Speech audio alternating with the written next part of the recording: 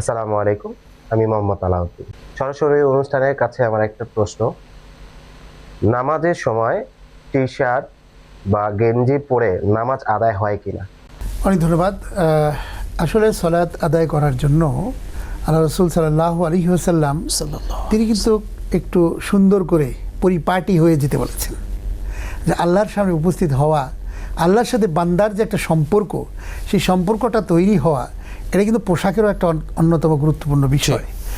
সূরা আরাফে আল্লাহ রাব্বুল আলামিন বলেছেন যে তোমরা তোমাদের পোশাককে সুসজ্জিত করে তারপরে আল্লাহর সামনে দাঁড়াও। খুদু জিনাতাকুম ইনদা কুল্লি মসজিদ। রাইট, খুজু জিনাতাকুম ইনদা কুল্লি মসজিদ, যে তোমরা যখন মসজিদে যাবে তুমি তোমার একটু পোশাক এবং সুসজ্জিত হয়ে তোমরা যাও। এটা সূরা আরাফে আল্লাহ তাআলা বলছেন।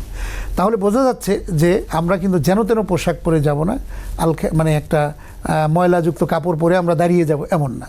কোনো রকম একটা গামছা গায়ে দিয়া মানে দাঁড়িয়ে গেলাম, অথবা গেঞ্জি না পরেই কিন্তু ঘাড়ের মধ্যে গেঞ্জিটা দিয়ে অনেক সময় দাঁড়িয়ে যাওয়া হচ্ছে, এটা না। আমরা সলাতে যখন দাঁড়াবো তখন একটু সুন্দর পরিপাটি হয়ে আমাদের দাঁড়ানো উচিত। যেহেতু আমরা সাধারণ কোনো অফিসের বস যদি সামনে বাসায় চলে আসে, তার সামনেও কিন্তু আমরা যেন তেনভাবে আমরা যাব না।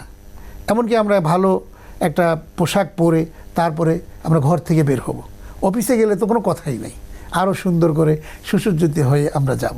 তাহলে সাধারণ মানুষের কাছে যেতে যদি আমাদের এত সুন্দর করে পরিপাটি হয়ে আমাদের যেতে হয়, তাহলে মহান স্রষ্টা আল্লাহ রাব্বুল আলামিন, যিনি আমাদের রব, যিনি আমাদের সৃষ্টি করেছেন, যিনি আমাদের সকল প্রয়োজন মিটিয়ে দিচ্ছেন, তার সামনে আমরা যখন উপস্থিত হব তখন কি আমরা একটু সুন্দর করে যাব না? অবশ্যই যাব। আরেকটি বিষয় হচ্ছে যে পোশাকের ক্ষেত্রে আমরা অনেক সময় গেঞ্জি পরে আমরা যাই, যেমন হাতাটা কাটা, এটা না করে পুরা এই পর্যন্ত ঢেকে যাওয়া উচিত। হ্যাঁ, গেঞ্জিও পরে আপনি নামাজ পড়তে পারবেন, অথবা শার্ট পরেও আপনি নামাজ আদায় করতে পারবেন, যদি আপনার সেই রকমভাবে আপনার পোশাকটা আবৃত করা থাকে।